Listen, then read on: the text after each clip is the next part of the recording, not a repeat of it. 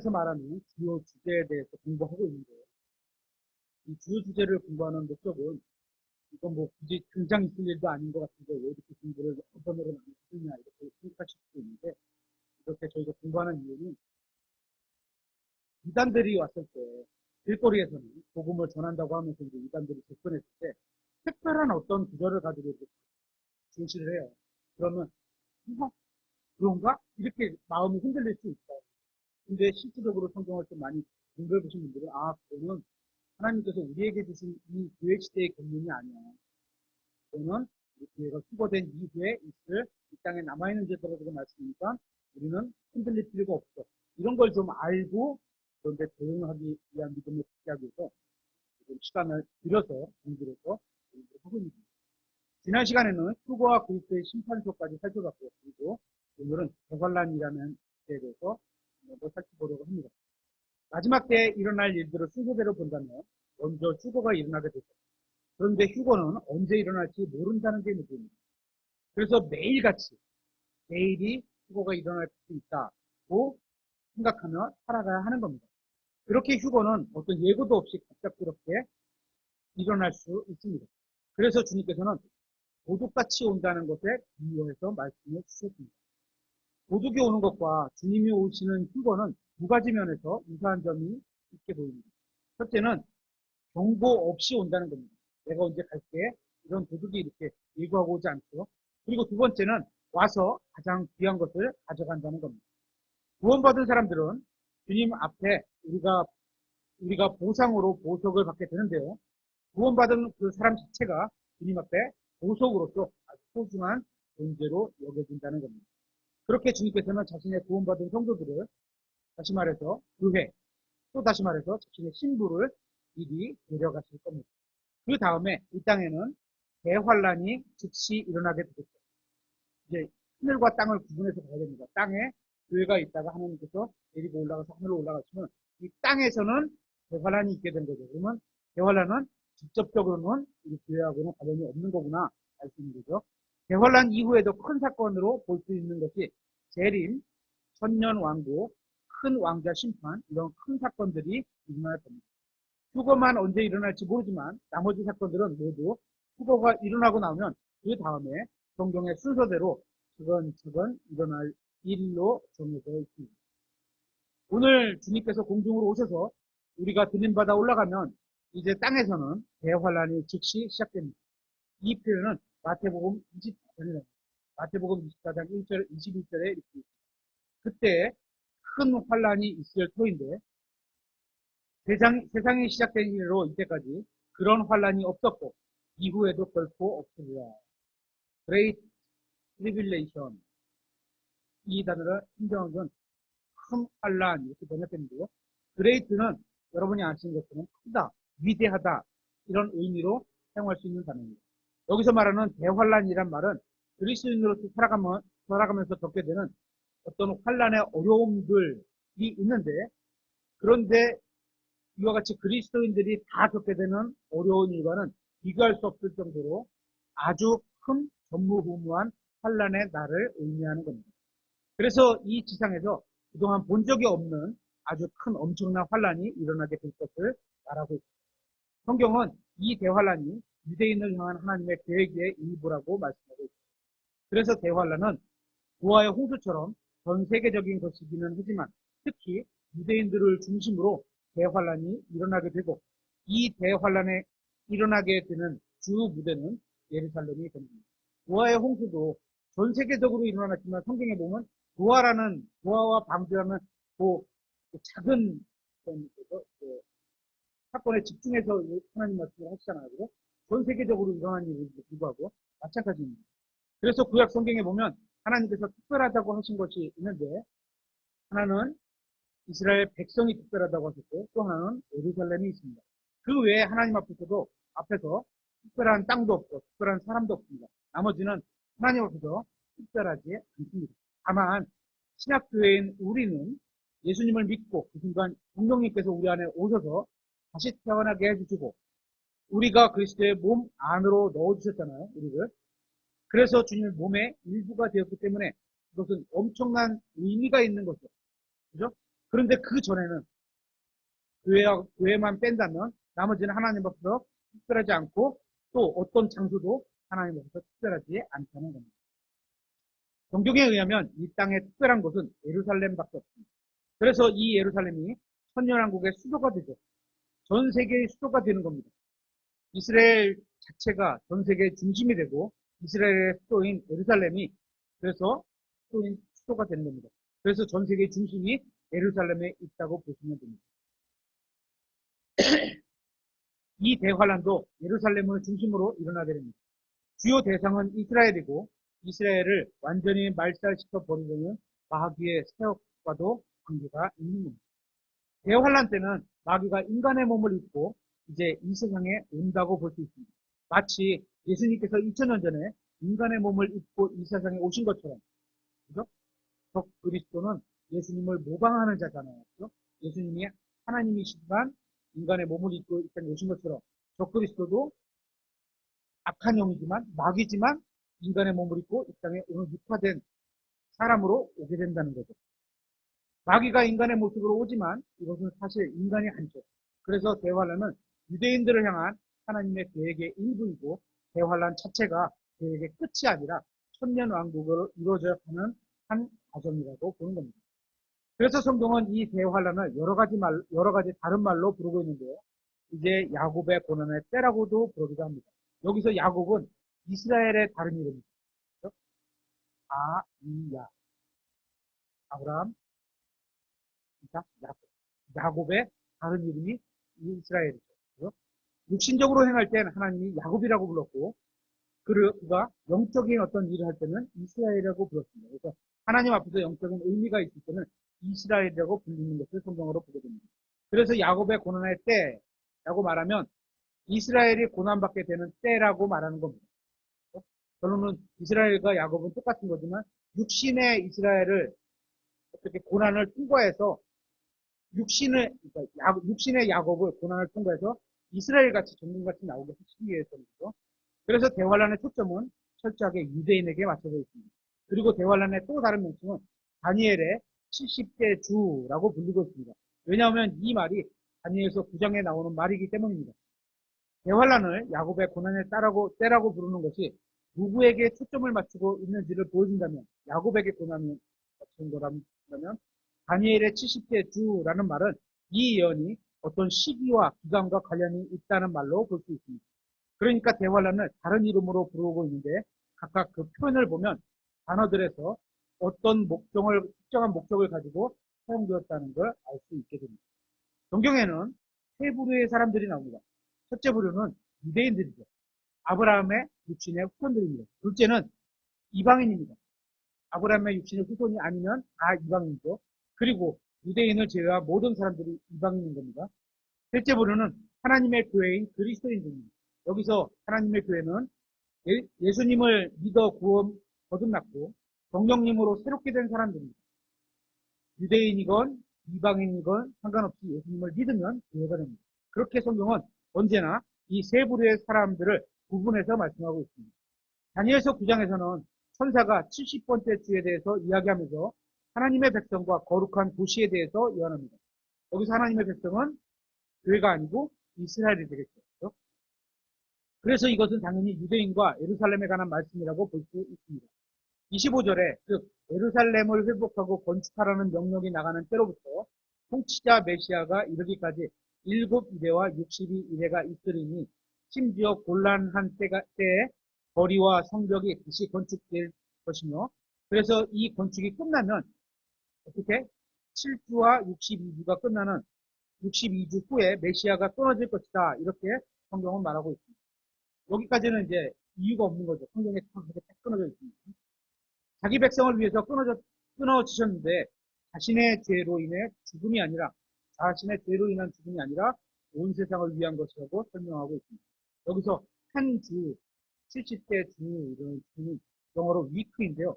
7일을 말하는 게 아닙니다. 문맥으로 보면 한 주라는 말은 한 주, 위크라는 말은 7년을 의미하는 것으로 보입니다. 7, 여기서 주자가 영어로는 위크라고 되는데요. 이 위크는 영어로는 7일 이런 것도 표시할 수 있겠지만 어떻게 7개의 단위로 묶어진 묶음 이렇게 보는 거죠. 우리가 연필 한 타스 그럼 몇 자루라 그래요?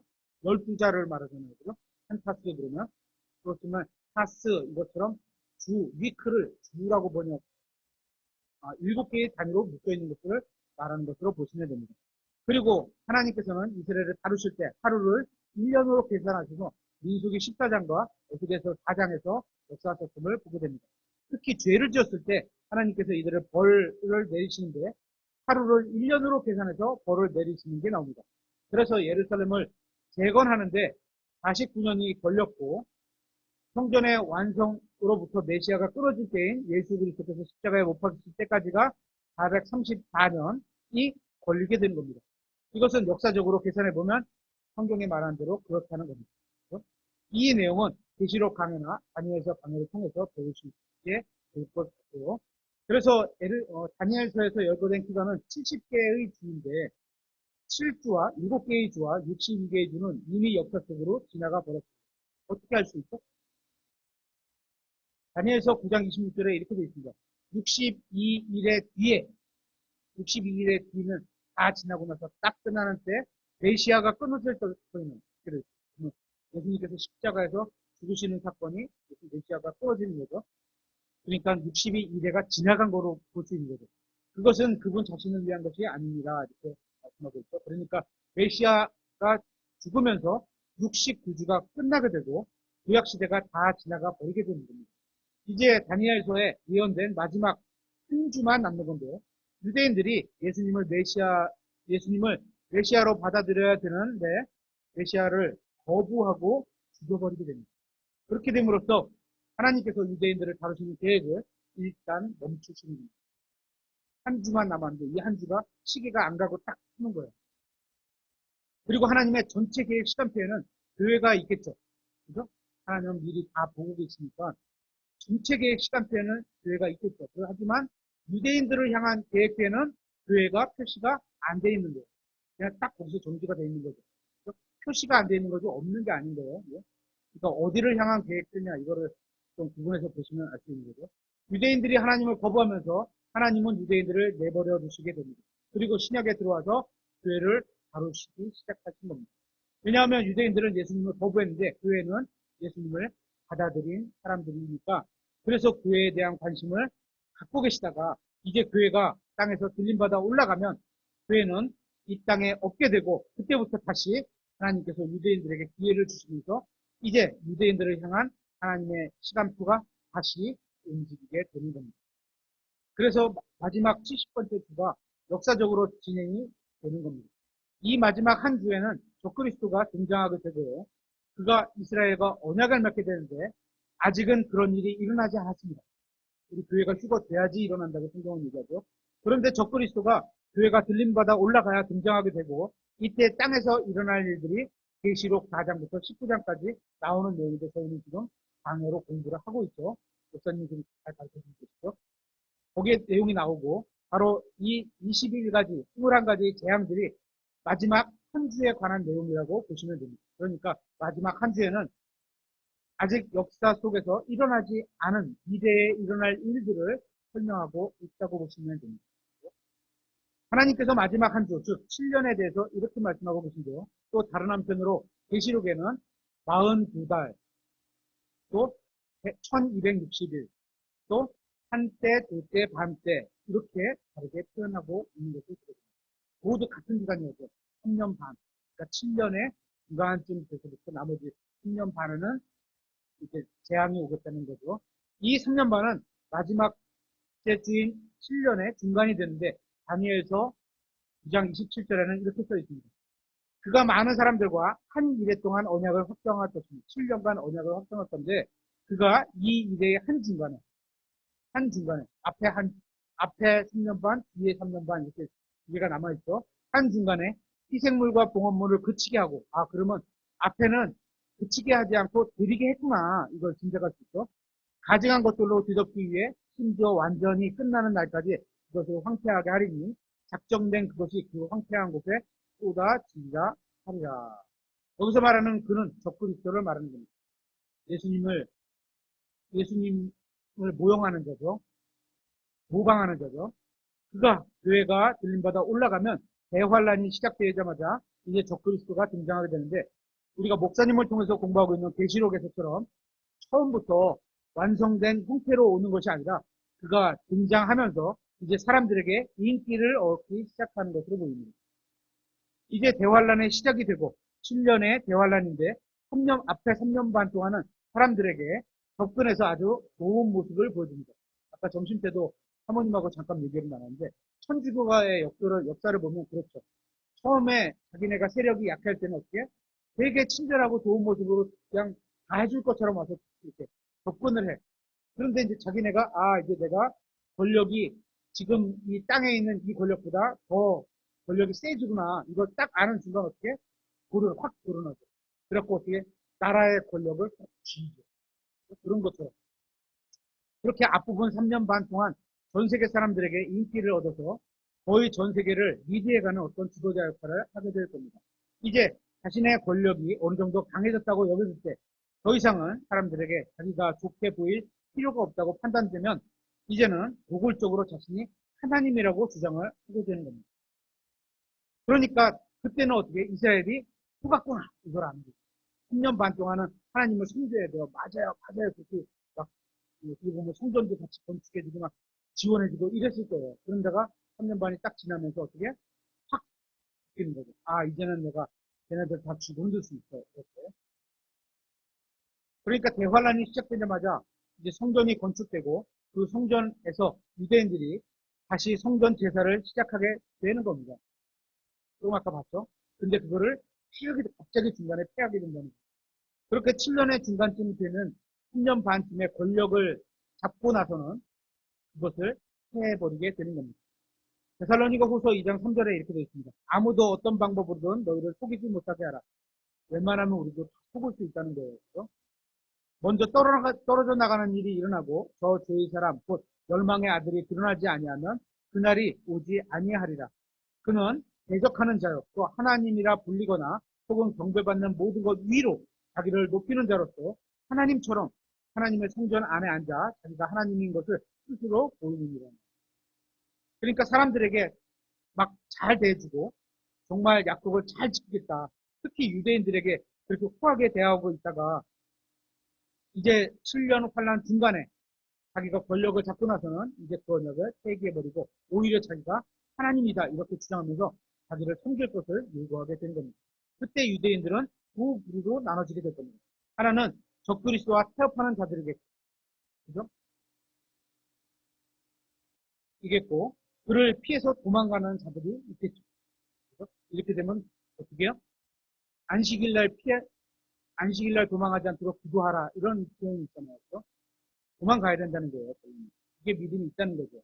그래서 이 7년의 기간이 바로 대환란이고 대환란은 하나님께서 유대인들 때문에 마련하신 특별한 기간인 겁니다.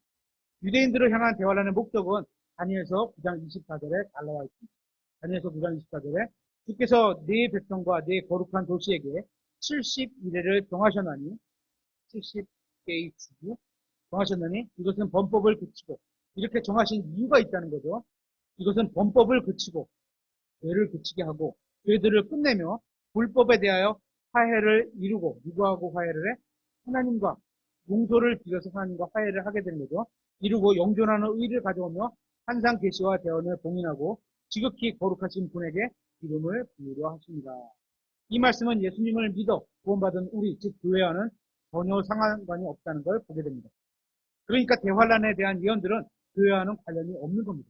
그리스도인들의 죄는 대환란을 통해서 끝나는 게 아닙니다. 예수님께서 십자가에서 이미 다 이루어 주셨다는 말씀을 하셨을 때 믿는 우리의 죄는 이미 다 끝났습니다. 이게 나중에 우리가 예수님을 믿을 때 이게 적용이 돼서 늦게 적용이 되는 거지. 이미 죄의 용서는 완성을 다 돼 있는 거예요. 우리가 그걸 받느냐 마느냐, 예수님을 주님으로 받아들이냐 마느냐, 구원자로 믿느냐 마느냐, 이게 나중에 달려있는 문제일 뿐인 거예요. 그렇죠? 죄는 끝나는 겁니다. 우리의 죄는 더 이상 우리의 영원한 운명에 영향을 미치지 못하게 된다는 겁니다.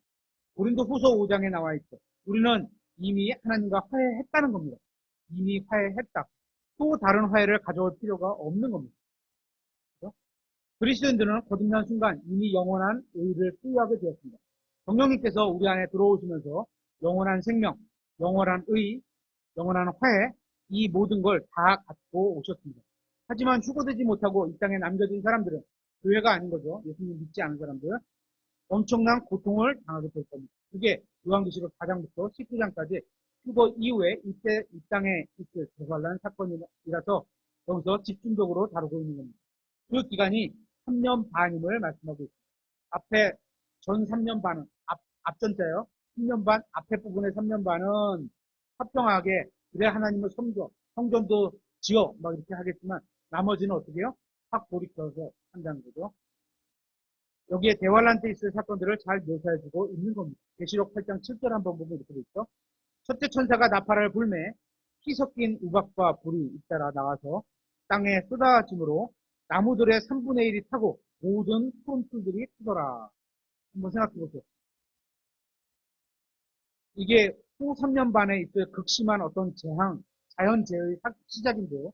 나무의 3분의 1이 타버린답니다. 우리나라에서 특히 강원도에서 가장 컸다고 하는 산불이 얼마나 큰 건지 아세요? 서울 면적의 3분의 1이 큰 겁니다. 그게 우리나라에서 가장 큰 산불이라고 하는 그 산불이었는데 이것도 엄청난 재앙이에요. 그죠? 지금도 가면 검은 데가 있고 나무도 막 이제 심기 시작하고 이 정도인데 전 세계의 나무 3분의 1이 타버리면 얼마나 큰 재앙이겠어요. 그죠? 계시록 8장 8절에 이렇게 되어 있습니다. 둘째 천사가 나팔을 불매 불타는 큰 산과 같은 것이 바다에 던져짐으로 바다의 3분의 1이 피가 되었으며 불붙은 큰 산과 같은 것이 바다에 던져지는데 이게 정확히 뭔지는 모르겠지만 바다의 3분의 1이 피가 된답니다. 바다의 3분의 1이 피가 돼. 그럼 물고기들이 어떻게 해요? 죽겠어요. 숨을 못 쉬어요. 상상만 해도 엄청난 겁니다. 바다의 3분의 1이 피가 되면 지금 운행하는 배들이나 뭐 전쟁을 위해서 한다는 항공모함이나 잠수함이나 이런 거는 운행할 수가 없는 겁니다. 계시록 8장 9절에 또 바다에 있으면서 생명을 가진 창조물의 3분의 1이 죽고 바다 속에 있는 생명의 3분의 1이 죽는데 배들의 3분의 1이 부서지더니 바다에는 육지에 있는 동물과 비교할 수 없을 정도로 많은 생물들이 있거든요. 사람이 탐지할 수 있는 바다는 극히 일부분뿐입니다. 사람이 가장 깊게 탐지한 깊이가 얼마인지 아세요? 바다 깊이? 바다 깊이 1km라고 합니다. 1km. 10km. 10km라고 해요. 지구의 깊이는 전체가 얼마라고 하죠? 지구의 반지름이 6,400km입니다. 6,400km에 10km만 사람이 그것도 아주 급한 상황에 가서 잠시 이렇게 살피고 온 정도야. 그러니까 우리가 보통 사람이 뭐 탐지해서 들어가서 할 수 있는 깊이는 한계가 있다는 거죠. 과학적으로나 뭐 연구할 때나 이렇게 심해 탐험을 한다는데 그 심해 탐험은 1000km 들어가는 것도 아니고 10km가 최대입니다. 그래서 바다를 미지의 세계라고 하는 겁니다. 도저히 인간이 접근할 수 없는 곳이 바다인 겁니다. 그 바다에 3분의 1이 죽었다. 엄청난 겁니다. 그러니까 지구가 죽어간 것이 완전히 죽은 거랑 다름없는 거죠. 계시록 9장 29장 7절에 이렇게 되어 있습니다. 이게 대환란 때 이런 사건들이 일어나게 된답니다. 그 메뚜기들의 모양은 전투를 위해 예비한 말들 같고 그것들의 머리에는 금 같은 왕관과 흡사한 것이 있으며 그것들의 얼굴은 사람들의 얼굴 같고 또 여자들의 머리털 같은 머리털이 그것들에게 있으며 그것들의 이빨은 사자의 이빨 같더라. 또 철흉갑 같은 흉갑이 그것들에게 있었고 그것들의 날개 소리는 전쟁터로 날아가는 많은 말들의 병거 소리 같았으며 또 정갈과 같은 꼬리가 그것들에게 있었고 그것들의 꼬리가 쏘는 침이 없는데 그것들의 권능은 사람들을 5달 동안 해치는 것이더라. 그것들을 다스리는 왕이 그것들에게 있었는데 그가 바다 건너 구덩이 천사입니다. 그의 이름은 히브리 말로 아바돈이지만 그리스 말로는 그가 아폴리온이라는 이름을 가졌더라. 한 가지 화가 지나갔습니다. 이제 한 가지 화가 지나갔습니다. 보라 이후에 2가지 화가 더 오리라. 지옥의 문이 열려서 지옥에 있던 인간이 아닌 어떤 다른 존재가 튀어나오게 되는 겁니다. 그러면서 이 지상은 대환란에 빠지게 됐습니다. 그리고 하늘의 별들도 또한 어떤 하늘의 권능들이 떨어진다고 말씀하고 있는데요. 12장 4절에 보면 여기서 말하는 별들이 일단 문자적으로 진짜 별일 수도 있고, 또 계시록에 보면 천사들을 별이라고 부르고도 있는데요. 이게 천사들일 수도 있는 겁니다. 둘 다 가능할 수도 있겠죠. 어쨌건 별들이 하늘에서 떨어지게 되면 이게 자연재형으로 일어나게 되는 겁니다. 그러면 전 세계가 촉화가 되겠죠. 아까 땅의 나무들이 분분의 력 없어졌고 바다의 분분의 일에 생명이 없어지고 이제 나머지 하늘에서도 이제 재앙이 떨어진 거죠. 그러니까 예수님이 오실 때의 전쟁의 모습은 전차나 뭐 전투기나 이런 거 갖고 싸우는 게 아니라는 거죠. 예수님이 오실 때는. 그래서 계시록 전쟁에서 보면 2억의 군대가 뭘 타고 가요? 트럭 타고 가요? 아니죠. 뭐 타고 가요? 말을 타고 가는 걸 보게 돼요. 문자적으로 보면 그렇다는 거예요. 이처럼 우리가 대환란 때 지구에 이 말 엄청난 자연재앙을 생각한다면 어쩌면 말 타고 가는 게 더 정상적인 생각일 수도 있다고 봅니다. 계속해서 계시록 16장 8절에 넷째 천사가 자기 병을 해에 쏟아부음에 해가 사람들을 불로 태울 권능을 받아. 그러니까 충체에 어떤 이변이 생기게 되는 겁니다. 해가 강해지는 건지 아니면 대기권에서 해가 강해지면서 대기권에 뭐 자외선 기능이 떨어져갖고 피부가 막 뭐 암에 걸린다 막 이런 표현들도 있잖아요. 요새 보면 그렇게 되는 건지 해가 사람을 불로 태울 정도로 굉장히 강합니다. 그래서 문자 그대로 사람의 살이 막 들어가게 되겠죠. 이렇게 대환란 때는 엄청난 재앙이 일어나게 됩니다. 이런 재해를 사람들이 감당할 수 없게 되고 인간의 문명이 상당히 파괴될 겁니다. 하지만 교회인 우리는 이러한 무시무시한 사건이 일어나기 전에 그거를 통해서 지구를 떠나게 될 겁니다. 그래서 성경은 구원받은 사람은 다시 진노를 받지 않는다고 말씀하고 있는 겁니다. 로마서 5장 9절에 그러면 이제 우리가 그분의 피로 의롭다고 인정받았으므로 더욱더 그분을 통해 진노로부터 구원을 받으리니 말씀하고 있습니다. 구원받은 사람은 이 진노에 참여하지 않게 됩니다. 참여할 이유도 없습니다. 대환란은 하나님의 진노가 유대인들과 함께 하나님께 반역하는 모든 민족들에게 실행되는 기간입니다. 여기서 우리가 한 가지 생각해 봐야 할 것이 있습니다. 바로 환란 성도들인 겁니다. 이들도 구원받아 예수 그리스도의 몸의 일부로 더해지게 될 겁니다. 성경으로 보면 간단한데요. 프롬하고 언투입니다. 프롬하고 언투. 프롬은 죄와 지옥으로부터 프롬으로부터 떨어져 나간다, 멀어진다 이런 거고요. 또 언투, 예수 그리스도의 몸에 언투, 붙어드는 겁니다. 볼 수 있습니다. 다만 교회 시대의 성도들과 조금 다른 것은 우리는 죄로부터 구원받아 영원한 생명을 얻게 되죠. 하지만 환랑 성도들은 죄는 물론이고 죽음으로부터 구원받아 천년왕국에 들어가게 된다고 말씀하고 있습니다. 그렇죠? 당연히 죄로부터도 구원받았죠. 그래서 환란 시대에 관한 문맥을 살펴보면 구원에 대해서 말씀하시면서 대부분 육체적인 구원을 말하고 있는 겁니다. 교회가 이미 휴거된 대환란 때에 하나님께서는 이스라엘을 하나님의 민족으로 다루시게 됩니다. 그러니까 교회 시대인 지금은 유대인을 버려두신 상태인 겁니다. 하지만 교회가 군인받아 올라가게 되면 이제 다시 하나님께서 유대인들을 향한 시계가 움직인다는 겁니다. 구약에 보면 하나님께서 이스라엘이 잘못했을 때 대원자들을 보내셨습니다. 말로 훈계하신 겁니다. 이럴 때 말을 잘 들었어야 됩니다. 그렇죠?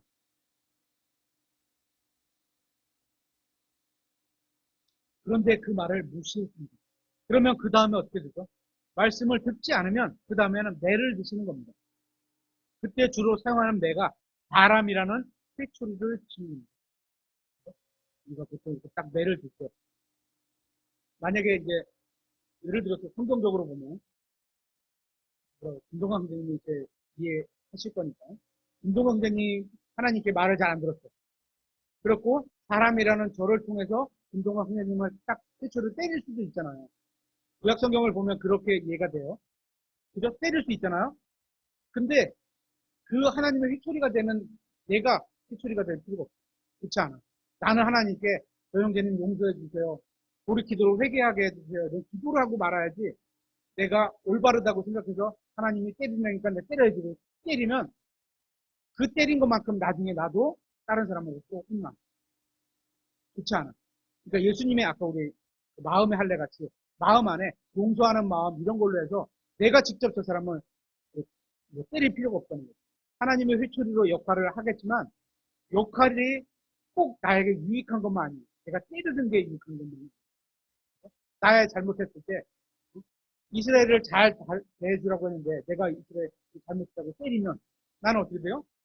앞에 이스라엘을 잘 대해주는 축복해주고 있다는 말씀에 어긋나는 행동을 하거든요. 이게 좋은 건 아니었고요. 어쨌거나 회초리를 드시는 겁니다.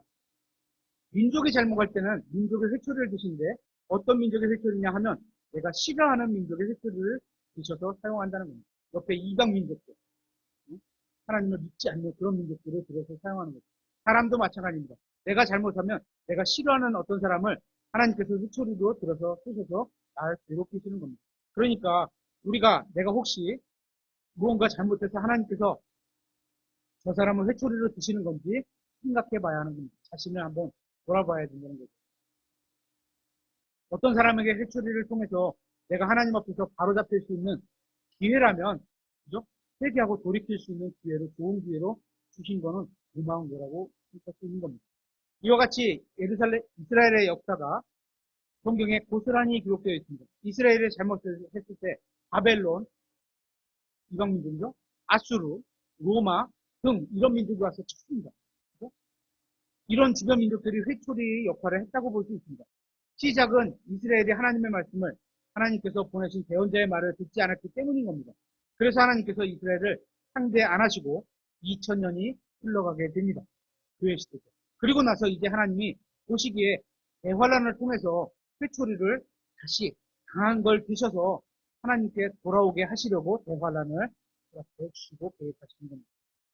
계속해서 성경에서 하늘의 왕국이 나오면 이거는 다 이스라엘과 관련이 있고 물리적인 왕국과 관련이 있는 겁니다. 그래서 하늘의 왕국이라는 표현은 마태복음에만 나옵니다. 다른 복음서에는 다 하나님의 왕국이고 하나님의 왕국은 영적인 왕국입니다. 왜냐하면 하나님은 영이시기 때문에 그런 거죠.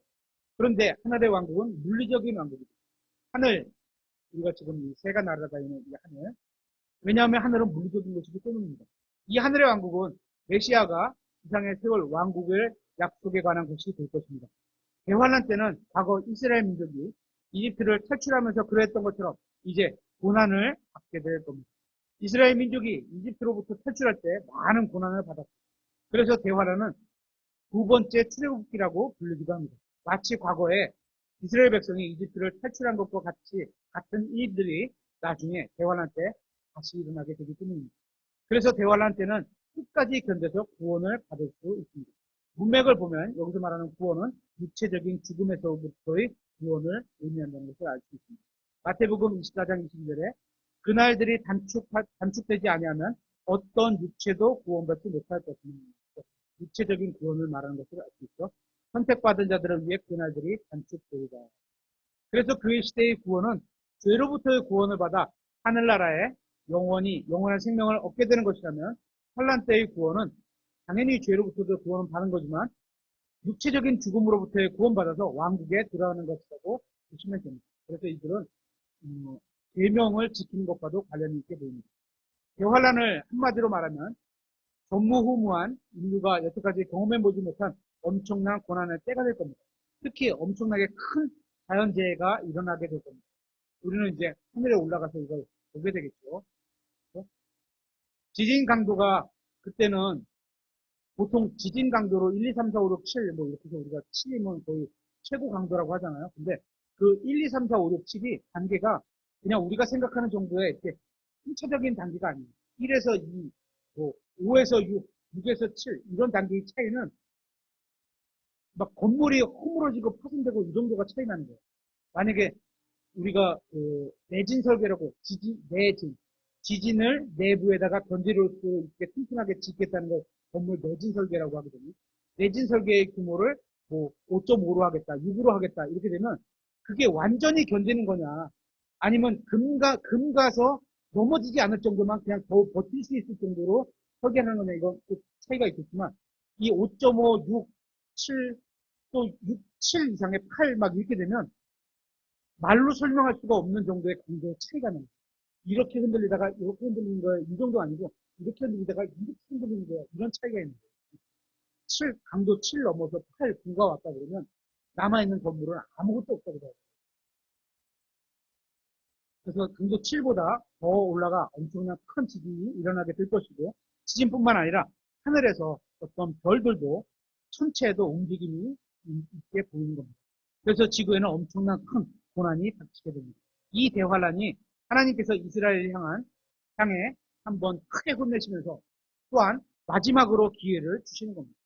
이때 들어야죠. 그죠? 은솔아, 엄마 말 잘 들어. 이렇게 말했는데 말을 안 들어. 또, 너 그러다 혼난다. 너 그러다 매 맞는다. 이제 완전 화나서. 진짜 하면 넌 확 혼난다? 이러면 그때 해야죠. 그때는 해야죠. 그 전에 하면 좋지만 그때라도 해야죠. 이게 유대인을 향한 마지막 대환란의 기회인 겁니다. 하나님을 생각하고 찾을 수 있는 기회를 주시는 겁니다. 인간의 어떤 힘과 업적으로는 도저히 살아남을 수 없는 그런 자연재해, 그런 환경에서 하나님께로 돌아오는 것을 보여주시는 겁니다. 그 다음에 환란 끝에 예수님께서 지상에 재림하시게 됩니다. 이것은 주님께서 이 땅 위에 자신의 왕국을 세우기 위해서 돌아오시는 사건을 말하는 겁니다. 이것은 예수 그리스도께서 이 땅에 돌아오신다는 것이기 때문에 휴거, 공중에 오시는 휴거, 교회를 되돌러 공중까지 오신다는 휴거와는 차이가 있습니다. 휴거 때에는 예수님께서 공중에만 나타나셔서, 공중이라는 데가 in air 이렇게 돼 있어요. air가 A-I-R 이렇게 해서 공기, 그러니까 사람이 숨 쉴 수 있는 공기, 새가 있는 공간, 구름 위에 어느 정도까지, 여기까지 예수님이 오시는 거예요. 그렇죠? 구름 아래까지 오시지는 않겠죠. 구름 위에 오셔서 거기서 쫙 우리를 쳐 올라가면 구름을 지나면서 사람들은 못 보게 되겠죠. 거기 공중에 나타나셔서 구원받은 모든 사람을 데려가십니다. 그래서 이 휴거는 비밀리에 일어나게 되지만 재림은 비밀리에 일어나는 것이 아니라 공개적으로 일어나게 됩니다. 한번 찾아보겠습니다. 사도행전 1장 11절.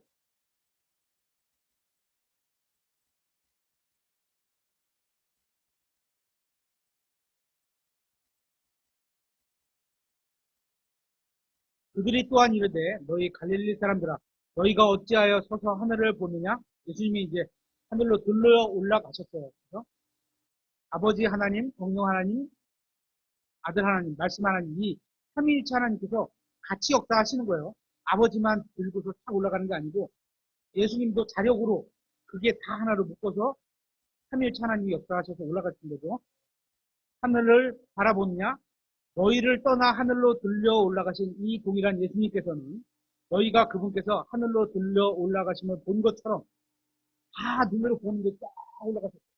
그렇게 본 것처럼 쫙 보는데 내려오시겠다. 그렇게 같은 방식으로 오시리라 하니라. 그죠? 저는 못 봤어요. 지금까지 예수님이 안 오신 거죠. 다 본다고 했으니까 나도 봐야 되는 거잖아요. 그죠? 그래서 재림은 공개적으로 이루어지게 됩니다. 스가랴서 14장 4절에서 8절을 보면 예수님께서 올리브 산으로 오신다고 기록되어 있습니다. 휴거 때는 오직 구원받은 성도들만 예수 그리스도를 만날 수 있습니다. 그리고 재림 때에는 이 세상의 모든 사람들이 눈으로 예수님을 직접 볼 수 있습니다.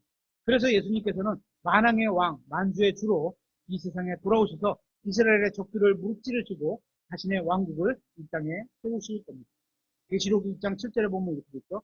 보라 그분께서 구름들과 함께 오시리니, 구름들과 함께 오시리니, 손오공이 아니에요. 구름 타고 오시면. 하지만 이 구름 타고 신주님 이런 복음성가도 있잖아요. 그죠? 구름들과 함께 오시리니 모든 눈이 그분을 보겠고 그분을 찌른 자들도 볼 것이요 모든 땅의 모든 족속들이 그분으로 인해 통곡하리니. 예수님이 오시는 걸 보고 기뻐해야 되는데 초림 때는 어떻게 했어요?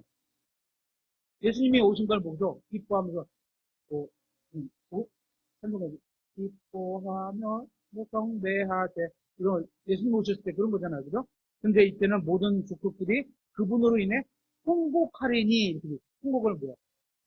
오시면 안 된다는 거죠. 이제 죽었구나 이런 거를 나타낸다는 거죠. 참으로 그러하리라 아멘. 예수님께서 오시는 거 보고 왜 통곡할까요? 예수님을 안 믿으니까 통곡하는 겁니다. 예수님을 보는 순간 직감적으로 아 이제 죽었구나 이걸 아는 겁니다. 그런데 재림하시기 직전에 바로 일어난 일 한 가지 사건이 있는데요. 그것이 바로 이스라엘의 회복인 겁니다. 그래서 오전에도 잠깐 목사님이 소개해 주셨지만 목사님 장면에 소개해 주신 그 책, 러시아하고 관련된 그 책 있잖아요. 그 책도 이런 관점으로 쓰신 거죠. 이스라엘의 회복이 있어야 하는 겁니다. 이스라엘이 회개한다 이렇게 볼 수 있습니다. 대화란을 통과해서 살아남는 이스라엘은 자신의 죄를 회개하고 하나님을 찾게 됩니다. 모든 사람이 다 그런 거는 아니고 이제 일부는 떨어져 나가고 성경에 되어 있잖아요. 일부는 떨어져 나가고 적그리스도하고 타협해 버린다는 거죠. 세상으로 휩싸여 버린다는 거죠. 이제 다른 일부가 회개하게 됩니다. 에레미야서 50장 4절에 이렇게 되어 있습니다. 주가 말하노라 그 날들과 그때 이스라엘 자손이 유다 자손과 함께 오되 그들이 가면서 울고 그들이 가서 주 자기들의 하나님을 구하리라. 그들이 자기 얼굴을 시온으로 향하게 하고 하나님을 구하면서 하나님을 향한 쪽으로 마음을 쓰는 거예요. 그죠? 얼굴을 향한다는 게 거기로 가는 길을 물어 이르되 그쪽으로 가려고 하는 거예요. 오라 잊을 수 없는 영원한 언약으로 우리가 스스로 주와 함께 연합하자. 예수님께서 오시면 스스로 주님 앞으로 가고자 돌이키는 사람들이 있다는 거예요. 이게 회개죠.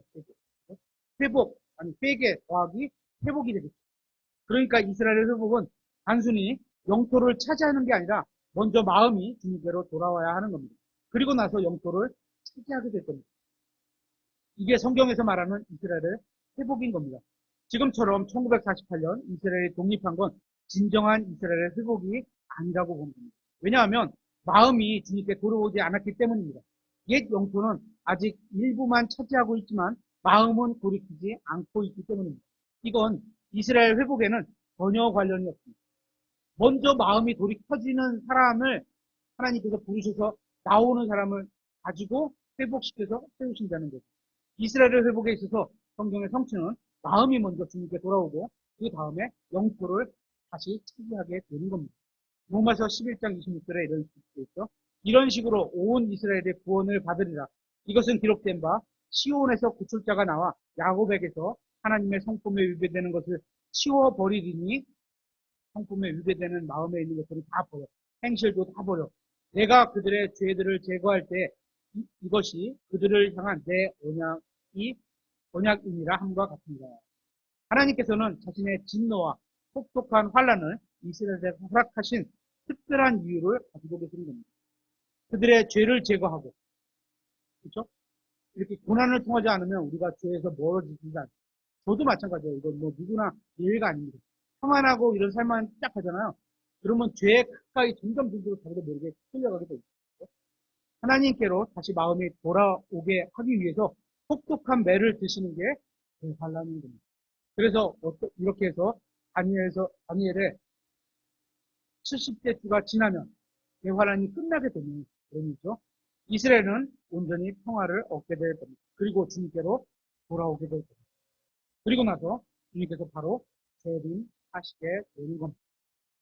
이렇게 기도가 됩니다.